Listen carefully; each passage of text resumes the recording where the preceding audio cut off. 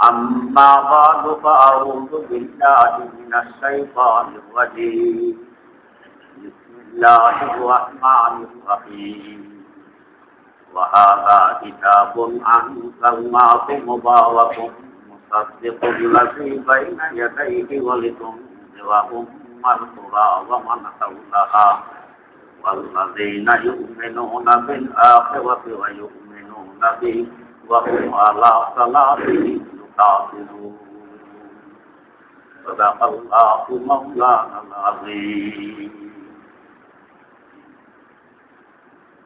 সূরা আনআমের ৯২ নম্বর আয়াত থেকে তেলাওয়াত করা হয়েছে।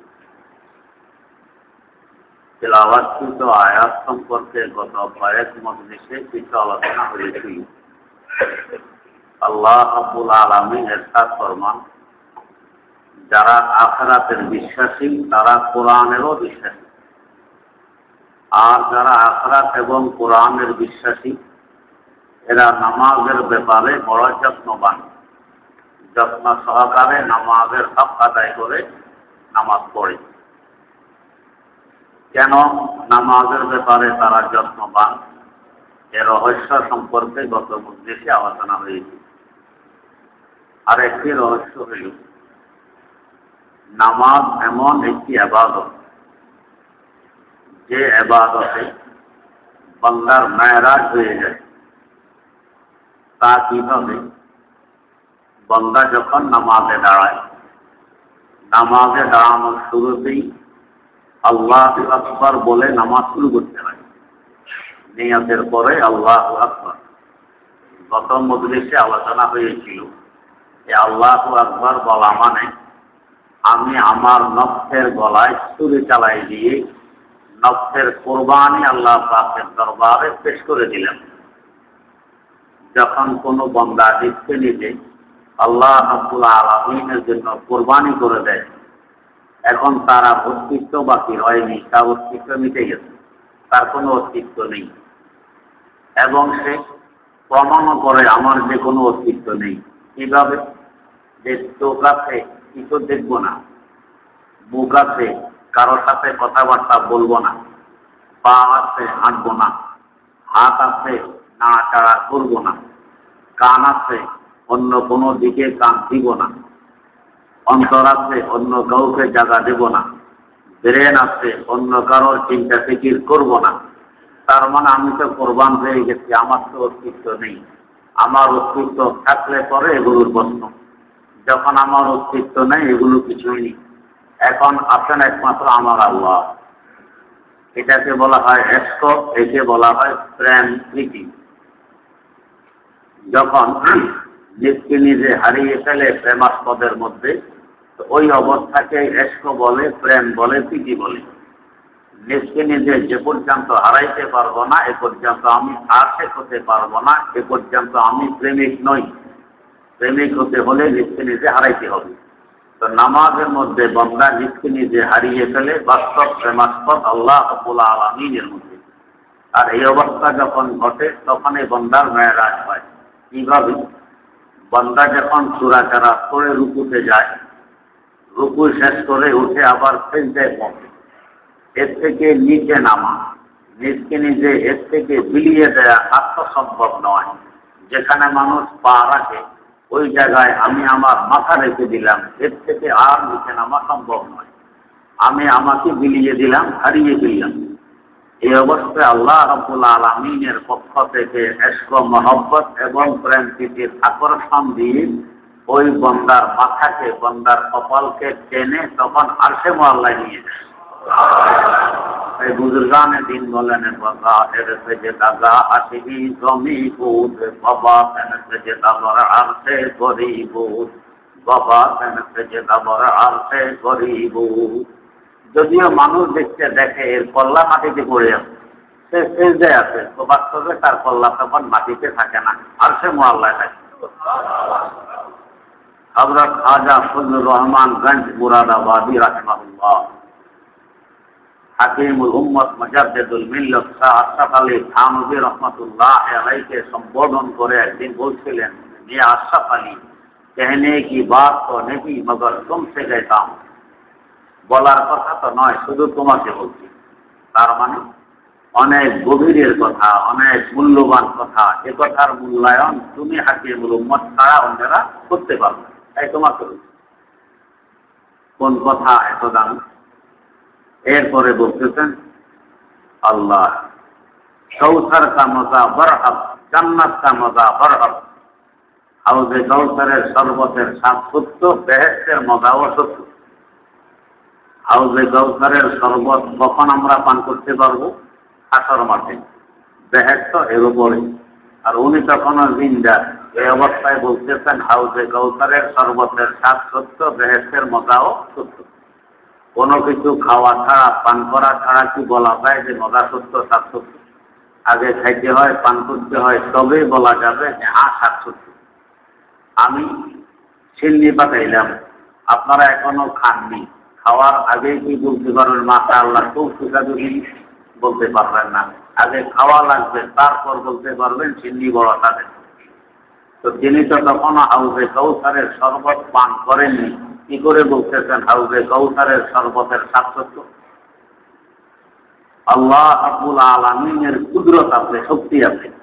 তিনি হাসর মাঠে নেওয়ার আগেই যদি চান তো কোনো বান্দাকে হাউজে কৌসারের শরবতের স্বাদ বুঝিয়ে দিতে পারেন।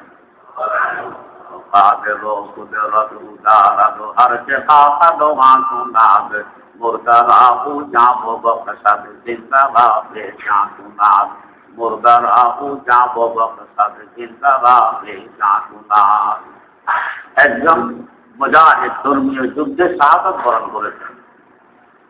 তার বিধবা স্ত্রী স্বপ্নে দেখতেছে তার শরীর স্বামী বেহেশতে বসে বেহেশতের জিয়াফত খেতেছে। স্ত্রীকে দেখে স্বামী ডাক দিতেছে, আসো আমার সাথে কয়েক লোকমা খেয়ে এলো।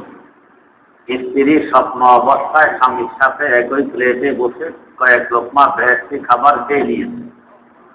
হাফেজ শামসুদ্দিন জাহাবী রহমতুল্লাহ আলাইহি লিখতেছেন, এই কয়েক লোকমা বেহেশতি খাবারের বরকতে এই মহিলা দীর্ঘ 40 বছর এরপর জিন্দা ছিল।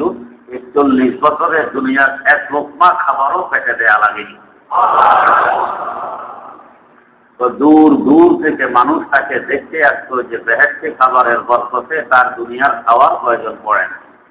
আল্লাহ রাব্বুল আলামিনের শক্তি আছে, কুদরত আছে, তিনি দুনিয়া রেখেও হাউজে কৌসারের শরবতের স্বাদ এবং বেহেশতের মজা বুঝে নিতে পারেন।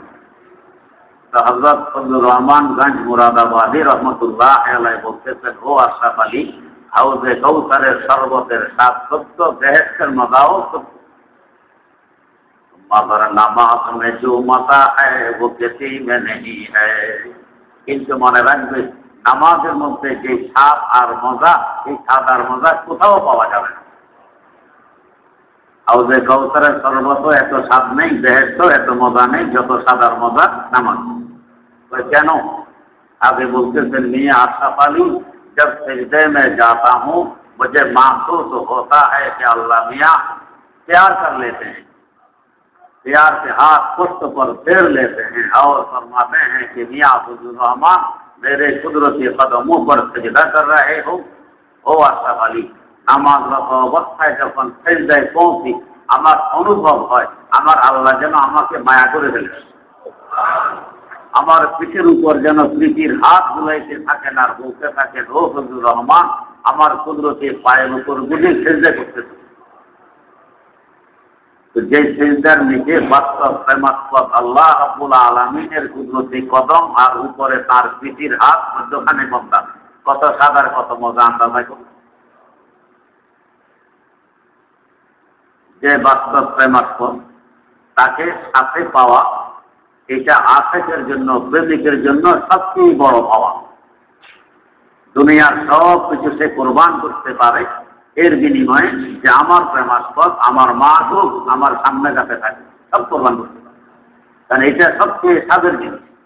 আল্লাহ রাব্বুল আলামিনের মতো মাহবুব যদি সাথে থাকে, তখন নামাজ অবস্থায়, সিজদা অবস্থায়, বান্দা সিজদা অবস্থায় মাওলার যত নিকটতম হয়, অন্য কোনো ইবাদতে এত নিকটে হয় না। এই জন্যই বলা হয় সিজদাতুন ওয়াহিদাতুন খায়রুম মিনাদ দুনিয়া ওয়া মা ফিহা। বান্দার ইখলাসের সাথে একটি সিজদা দুনিয়া এবং দুনিয়ার মধ্যে যা কিছু আছে সব কিছু থেকে কোটি কোটি কোটি কোটি গুণ বেশি উত্তম, বেশি দামি। এই সিজদার দাম জন্য কেউ দিতে পারবে না, তাই অন্য কাউকে সিজদা করাও বৈধ নয়। যে বস্তুর মূল্য যে দিতে পারবে না তার কাছে ওই বস্তু নিয়ে গেলে কোনো লাভ হয়? একজন ফকির, তার কাছে আপনি মানিক বিক্রি করতে নিয়ে গেছেন, মানিক তো কি লাভ হবে?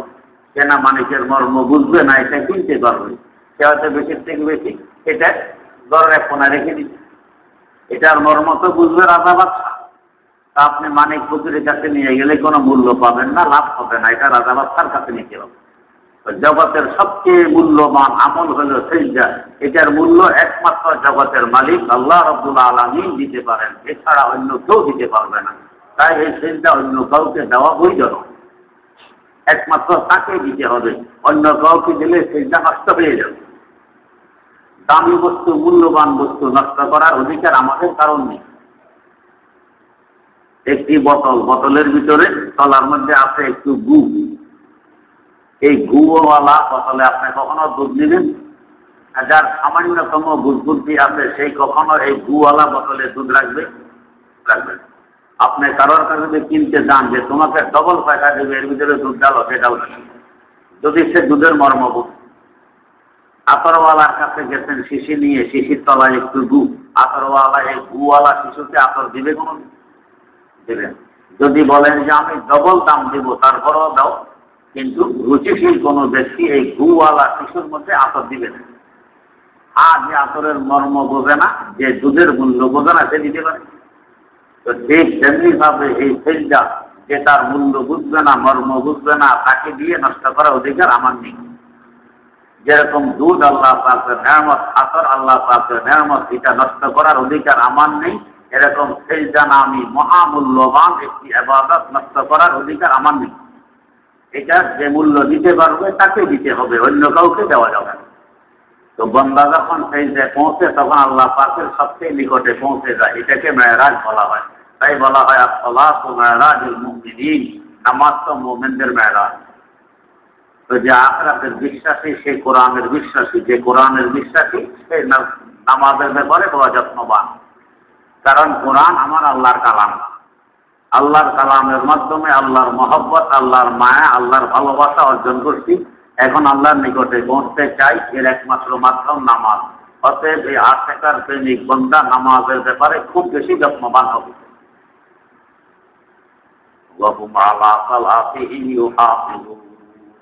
তারা নামাজের ব্যাপারে বড় যত্নবান, যত্নের সাথে নামাজ পড়বে, যেহেতু আল্লাহ রাব্বুল আলামিনের মেরাজ। তাই দেখা গেছে যারা এই ভাবসাব নিয়ে নামাজ পড়ে, এদের পাশে কি মশা নড়ে না, সাপে কামড় দেয় না, কি হয় তাদের খবরও থাকে না। যদিও আমরা এটার মোকাল্লাফ নই যে এইভাবেই নামাজ পড়তে হবে, অন্য কোনো কিছুর খবর থাকবে না, আমরা এটার মোকাল্লাফ নই। এটা আল্লাহ পাক যদি চান তো কাউকে দিতে পারে।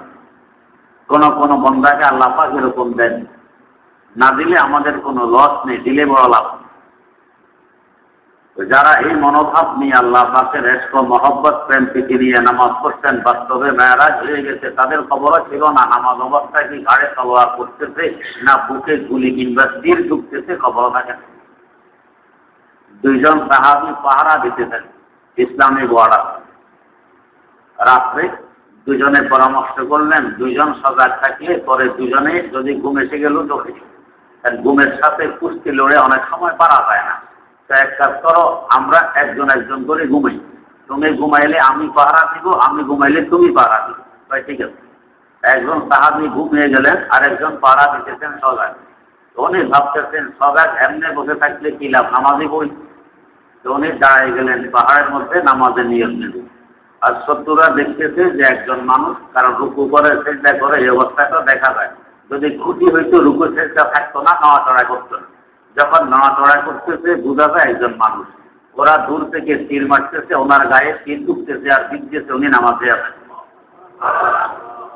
এইভাবে নামাজ শেষ করে যখন ওনাকে জাগানোর সময় হয়েছে, ওনাকে জাগাইলেন, দেখে যে ওনার গায়ে তীর বিটা আর ধরধর করে রক্ত ঢুকতেছে। ভাই তোমার গায়ে এই অবস্থা? কয় যে আমি নামাজের নিয়ত ভাঙছিলাম, এই অবস্থায় শত্রুরা তীর মেরে আমাকে জর্জরিত করে দিল। এই যে তীর ঢুকতেছে কি অবস্থা, আমরা তো চিৎকার আরম্ভ করতাম, কিন্তু উনি নামাজের নিয়ত ছাড়েননি, নামাজ অবস্থায় আছে। তো বোঝা গেছে কোনো ব্যথা বুঝা অনুভব নেই। কেন নেই? নামাজরত অবস্থায় সামনে আমার মাওলা, আমি এখন মাওলার কুদরতি কদমের উপরে আর স্মৃতির হাতের নিচে। এই অবস্থায় তীর আর ধনুক আর গুলি হোক, তলোয়ার আঘাত হোক, এগুলো তো খবর থাকার কথা নয়। এগুলো তখন আর কোনো খবর থাকে না, নামাজের মধ্যে আছে। ফারুক আজম হযরত ওমর রাদিয়াল্লাহু তাআলা আনহু নামাজ পড়াইতে দাঁড়াইলেন, ফজরের নামাজ, জীবনের শেষ নামাজ। নামাজের নিয়াত বাঁধা মাত্র খাতক ঢুকাই দিল তলোয়ার পেটের ভিতরে। এই অবস্থায় নামাজ পড়ানো তো কঠিন হবে। তিনি বাম হাতে ওই ক্ষত জায়গা ধরে পিছন থেকে একজনকে টেনে ইমামতের জায়গা দাঁড় করাইয়ে দিলেন।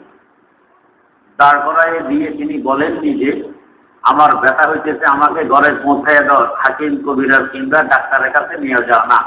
তিনি এই এক হাতে ওই ক্ষত জায়গায় চেপে ধরে জমাতে ঘুরে কাজ ফজরের নামাজ আদায় করে দিল। যার পেট সিদ্ধ হয়ে গেল, নামাজের পর ঘরে নিয়ে দুধ পান করানো হইল। দুধ পান করার সাথে সাথে ওই ছিদ্র দিয়ে দুধ বেরিয়ে গেল। কি অবস্থা, কত আন্দাজা করুন, যে ক্ষতে তিনি শাহাদত বরণ করবেন, আর এই ক্ষতকে এক হাতে চাপ দিয়ে ধরে তিনি নামাজ আদায় করতেছেন। যদি ব্যথা হইত, অস্থির হয়ে পড়তেন, তাহলে কি সম্ভব হইত? কোনদিন সম্ভব হইত না। কারণ সামনে আল্লাহ রাব্বুল আলামিন, তার কুদরতি কদমের উপরে আর স্মৃতির হাতের নিচে আমি। এখন আমার কিসের ব্যথা, কিসের কি, কিসের যন্ত্রণা, আল্লাহ রাব্বুল আলামিন সামনে থাকলে এগুলো কিছুই মনে থাকে না, এদিকে খেয়ালে থাকে না। তখন আমি আছি আর আমার আল্লাহ। আমার দাদা উস্তাদ আল্লামা ইউসুফ বিন নুরি রাহিমাহুল্লাহ ঘটনা আপনারা শুনেছেন, আমি আরো একাধিকবার বলেছি। অপারেশন হবে, ওনাকে ওটিতে ঢুকানো হইল। এখন ডাক্তার আসছে, ওনার পেট কাটবে। তো পেট কাটার আগে ওনাকে বেহুশ করা লাগবে, ইঞ্জেকশনের মাধ্যমে বেহুশ করবে। তো ইঞ্জেকশন যখন প্রস্তুত করা হইল, উনি ডাক্তারকে জিজ্ঞেস করতেছেন, ভাই এই ইঞ্জেকশনের কি ক্রিয়া, এটার কি প্রভাব, এটার কি আর্থ? তো ডাক্তার বললো, এটা পুশ করলে আপনি বেহুশ হবেন। তো আমাকে বেহুশ করার জন্য এটা তৈরি করছেন? কই জি। তো খবরদার, আমাকে বেহুশ করতে পারবেন না। রোজের বেহুশ করা ছাড়া কি পেট কাটা যায়, অপারেশন করা যায়? তো আমাকে পেট কাটবেন বেহুশ করা ছাড়াই, এমনি অপারেশন করবেন, বেহুশ করতে পারবেন। ডাক্তাররা যতই বুঝায় উনি বুঝ মানেন না। ডাক্তাররা তো ভাবতেছে মৌলবী এমনি বুঝবুদ্ধির অভাব, মৌলবীরা এরকমই করে। কিন্তু উনি কোন মকামের, কোন দরজার, কোন পায়ার মানুষ, এটা ওই ডাক্তার কি বুঝবি? উনি বলতেছেন না, আমাকে বেহুশ করা ছাড়া এমনি পেট কাটবেন। ডাক্তার বুঝায়, উনি মানেন না, উনি বোঝেন না। শেষমেশ উনি বললেন যে দেখুন, আমি আমার মাওলার কালামে পাক তেলাওয়াত আরম্ভ করছি। আল্লাহু আকবার। মাওলার কালামে পাক তেলাওয়াত করা, আল্লাহ পাকের কালাম কোরআন যখন তেলাওয়াত করা হয়, তার মানে আল্লাহ পাকের সাথে কথাবার্তা বলা। এই জন্য বুজুর্গানে দিন বলেন, বান্দা যখন ইখলাসের সাথে, একাগ্রতার সাথে মাওলার কালাম তেলাওয়াত শুরু করে, তখন মনে হয় যেন মাওলা বান্দার জিহ্বায় এসে বসে। বান্দা এক আয়াত পড়ে আল্লাহ পাকে উত্তর দেয়, বান্দা পড়ে আল্লাহ পাকে উত্তর দেয়। এক আয়াত পড়ে আর এক আয়াত পড়ার তৌফিক হওয়া মানে আল্লাহ পাকে উত্তর দেওয়া। বলতে আল্লাহ তোমার এক আয়াত পড়ে আর এক আয়াত পড়ার তৌফিক হওয়া, এটি আমার ওই আগের আয়াতের জবাব দেওয়া। আল্লাহ পাকের সাথে যখন কথাবার্তা শুরু হয়, তখন আর দুনিয়ার কোনো খবর থাকে। হযরত বললেন যে আমি আমার মাওলার কালাম তেলাওয়াত করতেছি, তেলাওয়াত করতে করতে আমার অবস্থা এমন এমন এমন এমন দেখবেন। কিছু আলামত আর চিহ্ন বলে দিলেন। এই চিহ্নগুলো পরিলক্ষিত হলে তখন তোমরা পেট কাটবে, অপারেশন করবে, আমাকে বেহুশ করা লাগবে না। তার হয়তো খেয়াল, এই বেহুশ অবস্থায় যদি আমি মারা গেলাম, বেহুশ অবস্থায় দুনিয়া থেকে চলে গেলাম, কেন হুঁশাওয়াত নিয়ে যাব? হুঁশাওয়াতের অনেক দাম আছে। ফারুক আজম হযরত ওমর রাদিয়াল্লাহু তাআলা আনহু যখন কবরে মুনকার নাকিরের প্রশ্নের কথা শুনলেন, হাদিস রাসূল আকরাম সাল্লাল্লাহু আলাইহি ওয়াসাল্লামের জবান মুবারক, কি ভয়াবহ অবস্থা। একটা নির্জন, আমি ছাড়া আর কেউ নেই, গভীর গর্তের মধ্যে অন্ধকারে নিমজ্জিত। আর এই অবস্থায় দুজন ফেরেশতা, তাদের চোখ হবে নীল বর্ণের, অনেক বড় বড়, দাঁত হবে অনেক লম্বা লম্বা, গায়ের পশম হবে অনেক লম্বা লম্বা, হেজার কাটার মতো। হাকিমুল উম্মত মুজাদ্দিদুল মিল্লাত শাহ আশরাফ আলী থানভী রাহমাতুল্লাহ আলাইহি বলেন, এই দুইজনের স্থূলতার আকৃতি যথেষ্ট হবে আযাবের। এই অবস্থায় প্রশ্ন করলে আমরা তো মূর্ছা দেওয়ার কথা, কিসের প্রশ্নের উত্তর দিব? এই অবস্থা সামনে আসার পর ফারুক আজম ওমর রাদিয়াল্লাহু আনহু দাঁড়িয়ে বলতেছেন, ইয়া রাসূলুল্লাহ, এই অবস্থায় কি আমাদের হুঁশ থাকবে না বেহুশ হয়ে পড়ব? হুজুর বললেন, যতই ভয়াবহ অবস্থা হোক না কেন হুঁশ ঠিক থাকবে। ফারুক ওমর বললেন, তাহলে আলহামদুলিল্লাহ একটা কিছু হবে। কত বড় হিম্মত আছে, যদি হুঁশ থাকে তো ইনশাআল্লাহ সহি জবাব দিতে পারবে। আর ওই ওমর আবার এই পরিমাণ আল্লাহ পাককে ভয় পান, নিজে বলতেছেন, হাসার মাঠে উপস্থিত হওয়ার পর যদি আল্লাহ পাকের পক্ষ থেকে ঘোষণা আসে যে সমস্ত মানুষ বেহেশতে যাবে, শুধু একটি মানুষ দোজখে যাবে, ফারুক আজম ওমর রাদিয়াল্লাহু তাআলা বলতেছেন, আমার ভয় হয় ওই মানুষটি আমি নিবি।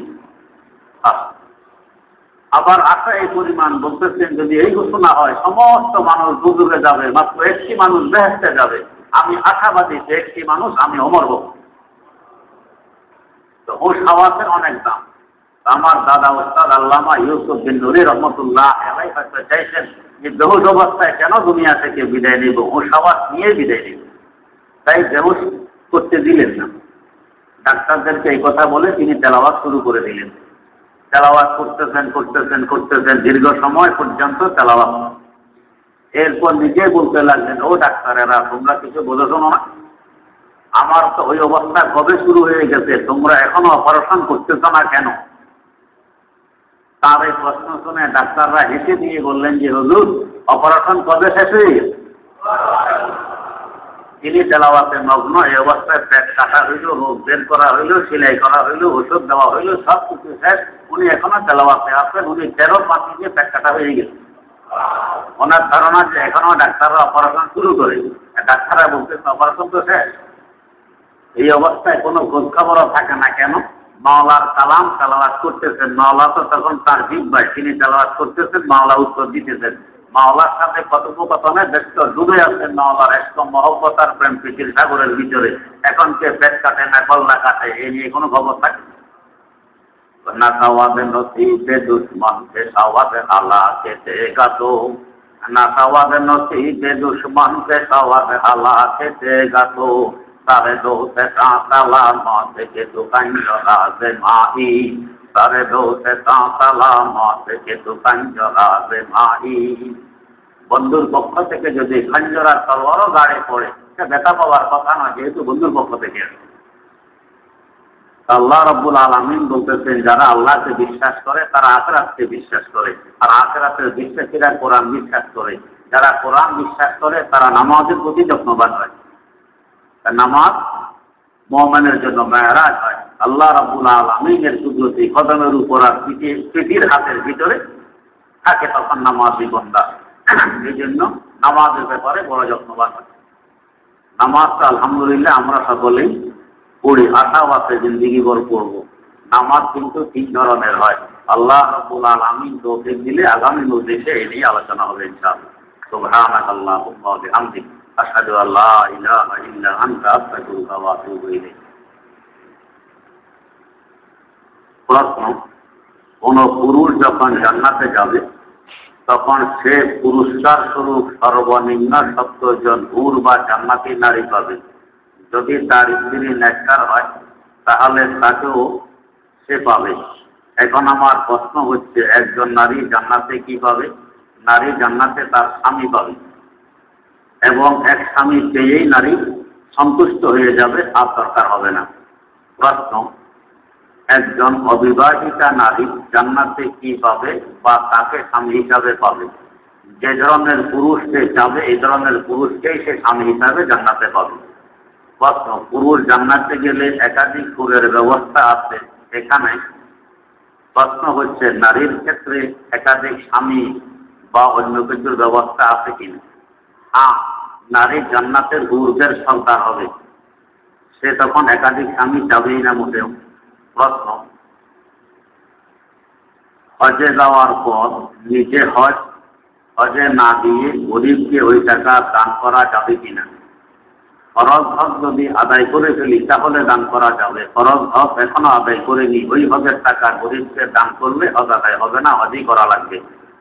প্রশ্ন, আমার নিজের কাছে পর্যাপ্ত পরিমাণ টাকা আছে, এখন আমার বাবা মাকে হজ করানো শরীয়তে আমার উপর কোনো হুকুম আছে কিনা? বাবা মায়ের হজ তাদের ফরজ, আপনার হজ আপনার ফরজ। আপনার টাকা দিয়ে বাবা মাকে হজ করানো ফরজ নয়, তবে করাইতে পারলে অনেক ভালো। প্রশ্ন, হযরত আদম আলাইহিস সালাম ও তার ছেলেরা লম্বায় কত ছিল? যিনি হাওয়া থেকে তৈরি তিনি লম্বায় কত ছিল? এই প্রশ্নের কোনো প্রয়োজন নেই। তারা মাটির তৈরি ছিলেন। হযরত হাওয়া আলাইহিস সালাম আদম আলাইহিস সালামের পাথরের হাড়ের তৈরি ছিলেন। প্রশ্ন, যে সমস্ত দেশে সূর্য 18 ঘন্টা বা 22 ঘন্টা উদিত থাকে, যেমন নরওয়ে ইত্যাদি, সেই দেশের মুসলমানরা নামাজ রোজা কিভাবে আদায় করবে মেহেরবানি করে বলবেন। 18 ঘন্টা 22 ঘন্টা উপবাস থাকা তেমন কোনো ব্যাপার নয়, এটা থাকা যায়, এভাবে রোজা আদায় করবে, নামাজের ওয়াক্ত আসলে আদায় করবে। বরং পৃথিবীর উত্তর মেরুতে সেখানে সব নামাজের ওয়াক্তই পাওয়া যায় না, বা সূর্য উদিত হইলে একাধারে 6 মাস সূর্য উদিত থাকে, অস্ত গেলে 6 মাস অস্ত থাকে, ওইটা নিয়ে প্রশ্ন করতে পারেন।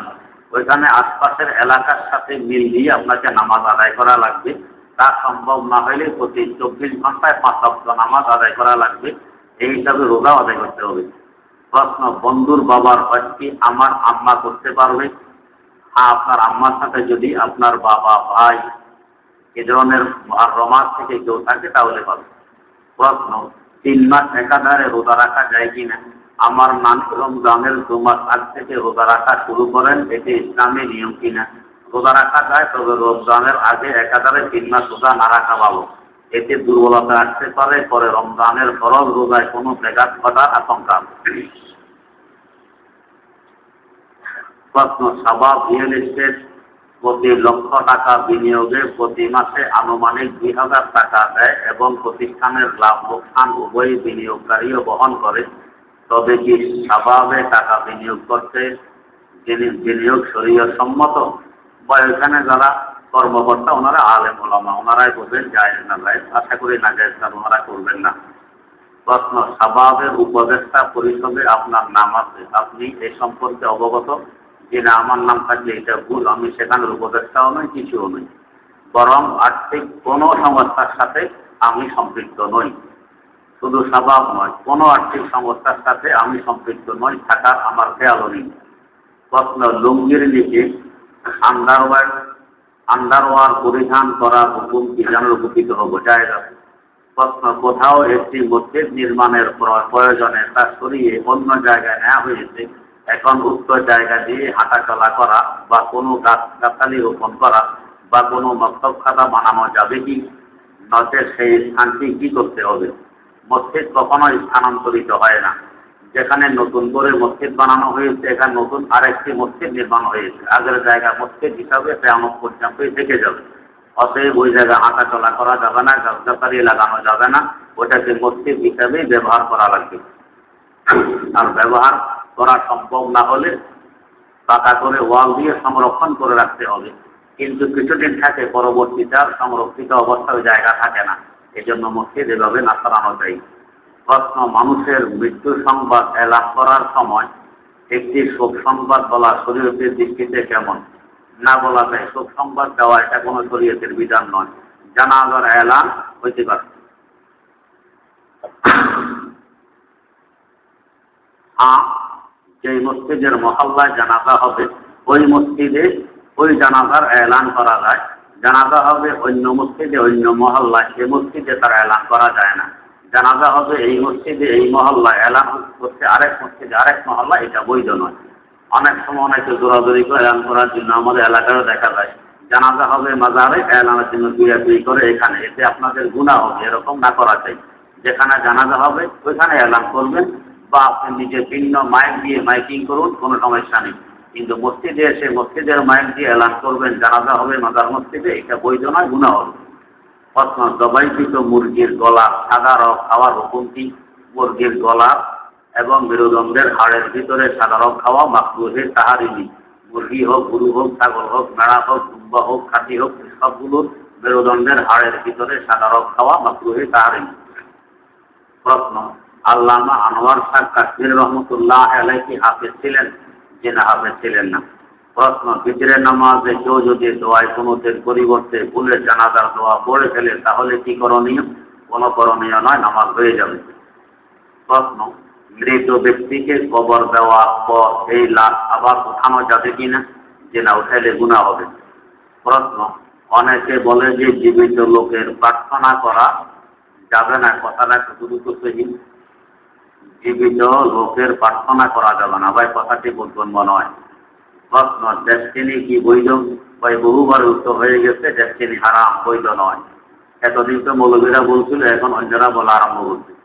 সব কাজে দেখা যায় মৌলবীরা কয়েক যুগ আগ থেকে বলা শুরু করে, অন্যরা তখন মৌলবীদের বিরুদ্ধে, এরপরে এদের বুঝে আসে, তারপরে এরাও বিরুদ্ধে শুরু করে।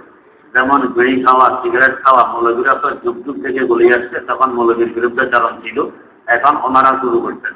ডেস্টিনিও একই অবস্থা। ঠিক এই দেশে বহু এনজিও, নন ইসলামিক অর্গানাইজেশন, এরা এই দেশে এসে সেবার নাম দিয়ে সেবা করতেছে। যখন থেকে শুরু করছে মৌলবীরা বিরোধিতা আরম্ভ করছে। এখনো পর্যন্ত মৌলবীদের বিরুদ্ধে চালন হয়, কিন্তু এক সময় বুঝবে যে মৌলবীরা ঠিকই বলেছিল। প্রশ্ন, পুকুরে গোসল করলে পরিধানের কাপড় কিভাবে ধৌত করতে হবে এবং কতবার ধৌত করতে হবে? যদি ওই কাপড় নাপাক থাকে, নাপাক চলে গেছে, পরিমাণ দেওয়া লাগবে। 3 বার 4 বারের কোনো হুকুম নেই। একবারেই যদি আপনি মনে করেন নাপাক চলে গেছে, একবারেই যথেষ্ট হবে। প্রশ্ন, গোসলখানায় গোসলের সময় পরনের সম্পূর্ণ কাপড়ে লেগে যাওয়া নাপাকি কিভাবে ধৌত করতে হবে এবং কতবার ধৌত করতে হবে? বিস্তারিত ভাবে বুঝাই দিবেন। যদি নল ছেড়ে কল ছেড়ে ধন, তো তাহলে আপনার অন্তর যখন সাক্ষী দিবে যে নাপাক চলে গেছে, তাহলে পাক হয়ে যাবে। আর যদি কল ছেড়ে না ধুয়ে বালতির ভিতরে চুবাইয়ে ধন, তো তাহলে একবার ধোয়ার পরে আপনার শক্তি অনুপাতে চিটে বালতির পানি ফেলে দিয়ে আবার নতুন পানি নিয়ে আবার ধুবেন, আবার শক্তি অনুপাতে চিটে বালতির পানি ফেলে দিয়ে তৃতীয়বার আবার পানি নিয়ে ধুবেন। এভাবে 3 বার ধুলে কাপড়ও পাক হয়ে যাবে, বালতিও পাক হয়ে যাবে। প্রশ্ন, মাগরিবের নামাজের আযান হওয়ার পর জামাত দাঁড়ানোর আগে কি কোনো নফল নামাজ আদায় করা যাবে? যে না, কোনো নফল নামাজ এই সময়ে নেই।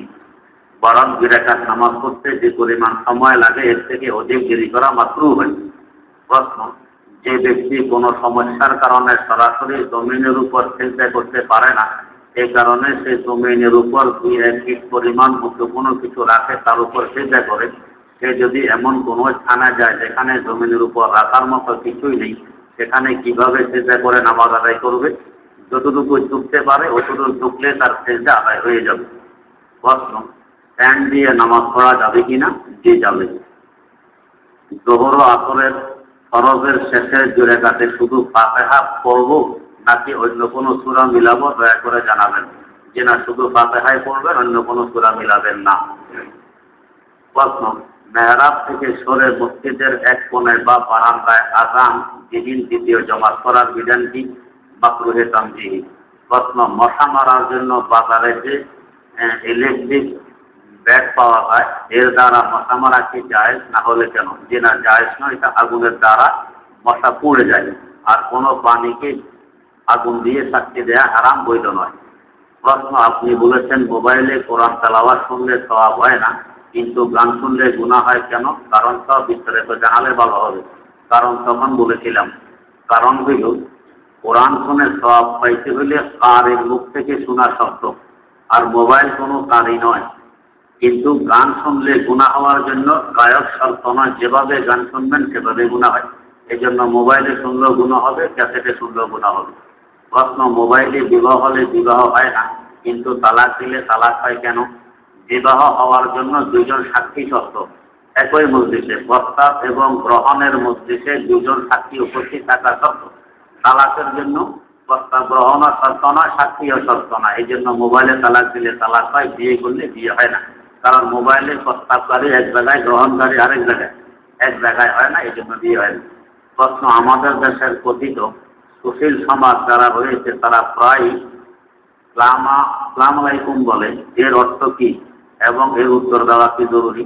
শুধু সালাম আলাইকুম মানে যদি বলে, আমের অর্থ তো হয় মৌত। আম যদি বলে তার অর্থ হবে আপনার মৌত হোক, মানে আপনি মরেন, তো বড় বদুয়ার কথা। এই ধরনের সালামের উত্তর দেবেন না। সালাম পরিষ্কারভাবে দিতে হয়, আসসালামু আলাইকুম ওয়া রাহমাতুল্লাহ। কঠিন সমাজ হোক আর কঠিন সমাজ হোক, সালাম পরিষ্কার করে দিতে হয়। প্রশ্ন, হুজুর আমি আপনার কাছে ঘুরে ফিরেছি, আপনি বেকার, পরবর্তীতে দেখা করবেন। প্রশ্ন, হুজুর ছাড়া মসজিদে প্রবেশ করলে অথবা অবস্থান করলে কোনো অসুবিধা আছে কি? জি, মাকরুহ হয়। প্রশ্ন, টিকটিকের পায়খানা কি নাপাক? জি না, নাপাক নয়। তেলাপোকার পায়খানাও নাপাক নয়। প্রশ্ন, বলা হয়ে থাকে যে শাহ আব্দুল আজিজ মুহাদ্দিস দেহলভী রহমতুল্লাহ আলাইহির এক ফতোয়ার বরকতে ইংরেজরা উপমহাদেশ ছাড়তে বাধ্য হয়, কিন্তু আমার জানা মতে ইংরেজরা উপমহাদেশ ছাড়ার অনেক অনেক বছর আগেই তার ইন্তেকাল হয়। বিষয়টি বুঝিয়ে দেন এবং সে কি ফতোয়া দিয়েছিলেন। কথাটি একেবারেই সত্য। তার ফতোয়ার বরকতে ইংরেজরা এদেশ ছাড়তে বাধ্য হয়েছিল। ফতোয়ার যেদিন দিয়েছেন সেদিনে তো ছাড়েননি। ফতুয়ার আচরার প্রভাব তারা হিন্দুস্তানে করতে করতে সময় লাগবে, এই জন্য থাকতে পারে, কিন্তু তার মূল উত্তর ছিল তাওই ফতুয়া। প্রশ্ন, মাগরিবের নামাজ কসর হিসাবে আদায় করার নিয়ম কি? মাগরিবের নামাজে কোনো কসর নেই, মাগরিব পুরোপুরি করতে হয়। প্রশ্ন, ফরজ নামাজ কসর করা হলে সুন্নত ওয়াজিব গুলো কিভাবে পড়বো? সুন্নত ওয়াজিব পুরোপুরি পড়বে, সুন্নত ওয়াজিবে কোনো কসর নেই। প্রশ্ন, নামাজি লোক কোনো স্বপ্ন দেখলে তার সঠিক কিনা? নামাজি বেনামাজি কোনো ব্যাপার নয়। নামাজি লোকেরও সঠিক হয়, বেনামাজিরও সঠিক হয়, নামাজিরও বেঠিক হয়, বেনামাজিরও বেঠিক হয়। প্রশ্ন, চুন খাওয়া জায়েজ আছে কিনা? অনেকে বলেন চুনা পাথর মাটি থেকে তৈরি আর মাটি খাওয়া মাকরুহ, তাই চুন খাওয়া মাকরুহ। দয়া করে সঠিক উত্তরটি জানাবেন। চুন না খাওয়া ভালো, শরীরের জন্য ক্ষতিকর। প্রশ্ন, একজন আলেমকে বলতে শুনেছি যদি কেউ রাত্রে শোয়ার সময় আঙ্গুল দ্বারা বুকের উপর ইয়া ওমর ও ডান রানে আদম এবং বাম রানে হাওয়া লিখে নেন, তাহলে ওই রাত্রে তার স্বপ্ন দোষ হয় না। জানার বিষয় কথাটি কোন হাদিস দ্বারা সাবেত? এটা কোনো সওয়াবের কাজ নয়, এটা হলো একটা চিকিৎসা। হাদিস দ্বারা সাবেত লাগবে না, কারো অভিজ্ঞতা দ্বারা যদি প্রমাণিত হয় তো হতে পারে। প্রশ্ন, কোনো ব্যক্তি মারা গেলে তার জন্য যদি কান্নাকাটি করে তাহলে নাকি চোখের পানি দিয়ে সাগর হয়ে যায়, ওই সাগর পার হয়ে পরিবারের কারো সাথে স্বপ্নে দেখা করতে পারে না কিনা? এই কথাটি সঠিক নয়। প্রশ্ন, আমার স্বামী বিদেশে থাকা অবস্থায় আমাকে রেখে একটি বিয়ে করে, সেই কথা শুনে রাগের মাথায় আমি আমার স্বামীকে ডিভোর্স দিয়েছি, কিন্তু আমার স্বামী আমাকে ডিভোর্স দেয়নি। বিদেশ থেকে এসে আবার আমাকে নেয়ার জন্য অনেক অনুরোধ করেন, আমি তাতে সাড়া দিইনি। তাই সে দেশে এসে আবার আরেকটি বিয়ে করে এবং সেই বউ তার কাছে আছে, কিন্তু এখন আবার আমাকে বিয়ে করার জন্য পাগল হয়ে পড়েছে। এখন যদি আমি তাকে বিয়ে করি তাহলে কি আমার জায়েজ হবে, নাকি ইল্লা বা অন্য কোনো ব্যবস্থা নিতে হবে? আপনি কিভাবে ডিভোর্স দিয়েছেন, আপনার বিবাহ নামা এবং ডিভোর্স নামা দুইটা সামনে আসলে সঠিক উত্তর দেওয়া যাবে, না হয় দেওয়া যাবে না। প্রশ্ন, রাসূল সাল্লাল্লাহু আলাইহি ওয়াসাল্লাম তরমুজ খেয়েছেন, এর কোনো দলিল আছে? থাকলে দয়া করে জানাবেন। দলিলের কোনো প্রমাণ নেই, আপনি খুব পেট করে তরমুজ খেতে পারবেন। প্রশ্ন, যে জবর ছাড়া পড়তে পারি না, কি করলে যে জবর ছাড়া পড়া যাবে জানালে উপকৃত হব। মাদ্রাসায় ভর্তি হয়ে অন্তত 5 বছর লেখাপড়া করলে যে জবর ছাড়া পড়তে পারবেন। প্রশ্ন, আমার ছেলের জন্য দোয়া করবেন, আল্লাহ পাক ছেলেকে হেদায়েতের উপর অটল রাখুক। প্রশ্ন, ফরজ ওয়াজিব অথবা নফল নামাজের মধ্যে যদি জান্নাতের নাজ নেয়ামতের ভাবনা আসে তা কি গ্রহণযোগ্য? এ ধরনের ভাবনা না আনা চাই। নামাজে তা কিছু করবেন ওই নিয়ে ভাববেন। প্রশ্ন, আল কোরআনের সূরা আলাকের একটি আয়াতের অর্থ এমন যে আমি মানুষকে কলম দ্বারা শিক্ষা দিয়েছি, এই আয়াত দিয়ে আসলে কোন দিকে ইঙ্গিত করা হয়েছে এবং ইহাতে ছাত্রদের জন্য কোনো উপকারিতা আছে কিনা দয়া করে জানাবেন। শুধু এই আয়াত, প্রত্যেক আয়াতে ছাত্রজনক প্রত্যেক মানুষ এবং জীব জানোয়ারের জন্য উপকারিতা আছে।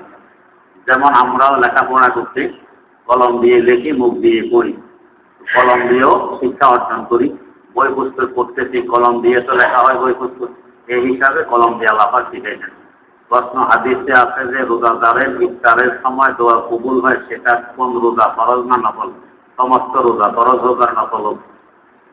প্রশ্ন, প্রদীপ সাহেব হুজুর, আপনি যে বলিয়েছেন যে সারসিনা হুজুরের মুরিদ হওয়া যাবে না, তার কারণ এই কথা একেবারে মিথ্যা কথা। আপনারা হাজার হাজার মানুষ এখানে ছিলেন, সারসিনা হুজুরের মুরিদ হওয়া যাবে না এই কথা আমি বলিনি। এ ধরনের মিথ্যা প্রশ্ন কখনো করবেন না, আর মিথ্যা নিয়ে বাড়াবাড়ি করবেন না। আমি কি বলছি আপনারা সবাই শুনছেন, এই কথা বলি নেই যে ওনার মুরিদ হওয়া যাবে। প্রশ্ন, হুজুর যদি বলে রুকুর তসবিহ সিজদার সময় বা সিজদার তাসবিহ রুকুর সময় পড়া হয় তাহলে কি নামাজ হবে? যে নামাজ হবে। হুজুর বিকেলের নামাজে যদি ভুলে দোয়ায় সুবুত না পড়ে তাহলে কি নামাজ হবে? যে না, নামাজ হবে না, পরবর্তীতে সওজদা দিতে হবে। আলহামদুলিল্লাহ রাব্বিল আলামিন والصلاة والسلام على سيدنا سيد الأنبياء والمرسلين وعلى آله وأصحابه أجمعين ربنا آتنا في الدنيا حسنة وفي الآخرة حسنة وقنا عذاب النار ربنا ظلمنا أنفسنا وإن لم تغفر لنا وترحمنا لنكونن من الخاسرين رب ارحمهما كما ربياني صغيرا رب ارحمهما كما ربياني صغيرا اللهم اكفني بحلالك عن حرامك واغنني بفضلك عمن سواك اللهم أعنا على ذكرك وشكرك وحسن عبادتك وعلى تلاوة كلامك آناء الليل وأطراف النهار واجعله لنا إماما ونورا وحجة يا رب العالمين আয় আল্লাহ, কতগুলো গুনাহগার মানুষ আপনার দরবারে হাত তুলেছি, দয়া মায়া করে আপনার কালামে পাকের খাতিরে আমাদের সকলের জীবনের সব গুনাহগুলো ক্ষমা করে দিন। আয় আল্লাহ, ভবিষ্যতে আমাদেরকে গুনাহ খাতা এবং অন্যায় অপরাধ থেকে হেফাজত ফরমান। মাওলা, যেভাবে চললে বললে এবং করলে আপনি খুশি হন, আমাদের সকলকে সেভাবে চলার, বলার এবং করার তৌফিক দান ফরমান। আয় আল্লাহ, আপনার যত বান্দারা দোয়াতে চেয়েছে সকলকে সকলের নেক মকসুদে কামিয়াব ফরমান। আয় আল্লাহ, সর্বপ্রকার সমস্যার সমাধান করে দেন। মাওলা, দুনিয়া ও আখিরাতে উজ্জ্বলময় জিন্দেগি নসিব ফরমান। আয় আল্লাহ, আমাদের পরিবার পরিজন, আত্মীয় স্বজন, বাচ্চা কাচ্চা, আয় আওলাদ, বন্ধু বান্ধব, পাড়া প্রতিবেশী, যাদের সাথে আমাদের আন্তরিকতা আছে, আমাদের সাথে যাদের আন্তরিকতা আছে, আয় আল্লাহ, দয়া করে সকলকে রোগ থেকে মুক্তি দান ফরমান। সুস্থতার সাথে দীর্ঘ হায়াত এবং বরকতময় জীবন নসিব ফরমান। হায়াতে তৈয়বা নসিব ফরমান। আয় আল্লাহ, আপনার বান্দারা কত ঝামেলা থাকা সত্ত্বেও, কত ব্যস্ততা থাকা সত্ত্বেও আপনার কালামের পাক শোনার লক্ষ্যে ছুটে আসে মুস্তাকিল আকবরে। আয় আল্লাহ, তাদের আশাকে কেন্দ্র করে সকলের নাজাতের ফয়সালা ফরমান। সকলকে বিনা হিসেবে জান্নাতুল ফেরদাউসের মেহমান বানায় দেন। আয় আল্লাহ, আর্থিক দুর্বলতা দূর করে দেন। মাওলা, আমাদের মধ্যে যারা ঋণী আছে অতি সহজে ঋণ পরিশোধ করার ব্যবস্থা করে দেন। মাওলা, সর্বপ্রকার ফিতনা ফাসাদ থেকে আমাদের হেফাজত ফরমান। আয় আল্লাহ, দয়ার মায়া করে অন্তরের সমস্ত জায়েজ চাহিদাগুলোকে